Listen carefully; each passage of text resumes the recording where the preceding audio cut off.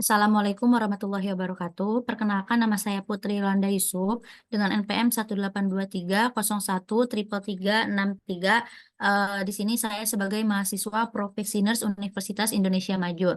Baik, di sini saya akan menjelaskan proses penyembuhan luka laparotomi.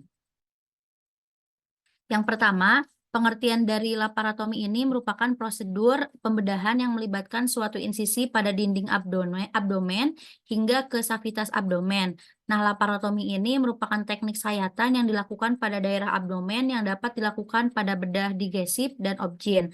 Laparotomi ini merupakan suatu tindakan pengobatan yang menggunakan cara invasif dengan membuka dan menampilkan bagian tubuh yang akan ditangani.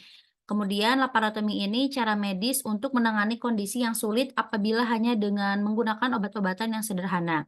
Nah, tujuannya itu prosedur ini dapat direkomendasikan pada pasien yang mengalami nyeri abdomen yang tidak diketahui penyebabnya atau pasien yang mengalami trauma abdomen. Selanjutnya di sini ada indikasi. Yang pertama indikasinya itu ada trauma abdomen. Jadi adanya cedera pada rongga perut, misal pada lambung, usus dan lain-lain. Nah, contohnya itu trauma tusukan, trauma tumpul dan trauma tembak. Kemudian ada yang kedua peritonitis. Nah, peritonitis ini peradangan yang terjadi pada peritoneum, yaitu lapisan tipis pada dinding perut, bagian dalam dan organ-organ perut. Kemudian yang ketiga itu ada obstruksi. Nah, obstruksi ini yaitu penyumbatan pada usus. Yang terakhir itu ada apendisitis, bisa disebut juga dengan radang usus buntu atau peradangan pada appendix vermiformitis. Selanjutnya di sini ada faktor yang mempengaruhi penyembuhan luka post-op laparotomi. Yang pertama itu umur. Mengapa usia bisa mempengaruhi? Karena usia ini dapat mengganggu semua tahap penyembuhan luka, seperti perubahan vesikuler yang mengganggu sirkulasi ke daerah luka. Nah, penurunan fungsi hati mengganggu sintesis faktor pembekuan, respon inflamasi lambat, pembentukan antibodi dan limfosit menurun, jaringan kolagen kurang lunak, jaringan parut kurang elastis.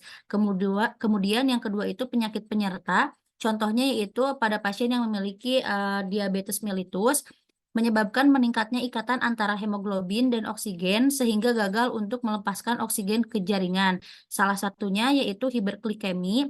Nah, hiperglikemi ini menghambat leukosit melakukan fagositosis sehingga rentan terhadap infeksi. Jika tubuhnya mengalami luka, yaitu akan sulit sembuh karena diabetes ini mempengaruhi kemampuan tubuh untuk menyembuhkan diri dan melawan infeksi.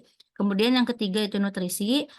Kenapa nutrisi mempengaruhi penyembuhan luka? Karena nutrisi atau gizi yang buruk atau kurang baik ini menghambat terutama kekurangan protein. Kemudian yang terakhir yaitu frekuensi dan teknik perawatan luka. Frekuensi dan teknik perawatan luka ini tentunya sangat penting, di mana kita harus memperhatikan frekuensi dan tekniknya sesuai dengan SOP. Apabila tidak sesuai dengan SOP, itu akan mempengaruhi dari proses penyembuhan luka ini akan semakin lama. Selanjutnya yaitu di sini ada proses penyembuhan luka.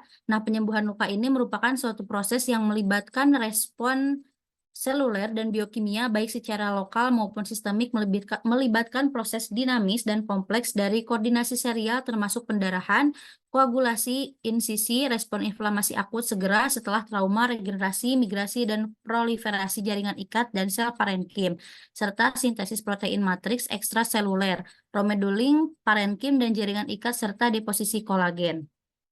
Untuk fase penyembuhan luka itu yang pertama ada fase homeostatis. Nah, pada fase homeostatis ini yang digambar yang pertama atau disebut dengan bleeding merupakan adanya saat jaringan terluka. Pembuluh darah yang terputus pada luka akan menyebabkan pendarahan. Kemudian reaksi tubuh pertama kali berusaha menghentikan pendarahan dengan mengaktifkan faktor koagulasi intrinsik dan ekstrinsik. Lalu yang mengarah ke agresi platelet dan formasi clot vasokonstriksi, pengerutan ujung pembuluh darah dan putus, dan reaksi hemostatis. Reaksi hemostatis ini akan terjadi karena darah yang keluar dari kulit yang terluka akan mengalami kontak dengan kolagen dan matriks ekstraseluler.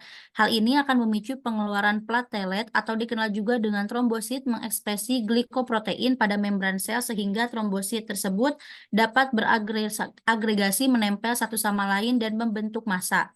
Nah, massa ini akan mengisi cekungan luka, membentuk matriks provisional sebagai scaffold untuk migrasi sel-sel radang pada fase inflamasi. Kemudian yang kedua ada fase inflamasi. Nah, untuk fase inflamasi ini dimulai segera terjadinya trauma sampai hari kelima pasca trauma. Tujuan utama fase ini yaitu menyingkirkan jaringan yang mati dan pencegahan kolonisasi maupun infeksi oleh agen mikrobial patogen. Pada tahap inflamasi akan terjadi udem, ekomosis, kemerahan, dan nyeri. Inflamasi terjadi karena adanya mediasi oleh sitokin, kemokin, dan faktor pertumbuhan dan juga efek terhadap reseptor. Nah, setelah hemostatis tercapai, sel radang akut serta neutrofil akan menginvasi daerah radang dan menghancurkan semua debris dan bakteri. Untuk gambarnya ini di yang kedua atau disebut juga inflamatori. Yang ketiga itu fase proliferasi. Nah, untuk tahap fase proliferasi ini terjadi setiap simultan dengan tahap migrasi dan proliferasi sel basal yaitu terjadi selama 2-3 hari. Nah, tahap proliferasi ini terdiri dari neoangiogenesis, pembentukan jaringan yang tergranulasi, dan epitelisasi kembali. Nah, jaringan yang tergranulasi terbentuk oleh pembuluh darah kapiler dan limfatik ke dalam luka, dan kolagen yang disintetis oleh fibrolik dan membentuk kekuatan pada kulit. Nah, sel epitel ini kemudian mengeras dan memberikan waktu untuk kolagen memperbaiki jaringan yang luka. Proliferasi ini dan fibroblast dan sintesis kolagen berlangsung selama 2 minggu. Tujuan dari fase ini yaitu untuk membentuk keseimbangan antara pembentukan jaringan parut dan regenerasi jaringan. Untuk gambarnya ini yang ketiga. Yang terakhir yaitu fase maturasi, yaitu fase penyembuhan. Nah, pada tahap maturasi ini berkembang dengan pembentukan jaringan penghubung seluler dan penguatan epitel baru yang ditentukan oleh besarnya luka. Jaringan granular selular berubah menjadi massa aselular dalam waktu beberapa bulan sampai 1 tahun, bahkan bisa lebih, itu tergantung besarnya luka. Gambarnya itu yang terakhir atau remodeling. Baik, ini referensinya. Sekian dari saya, kurang lebihnya mohon maaf. Terima kasih. Wassalamualaikum warahmatullahi wabarakatuh.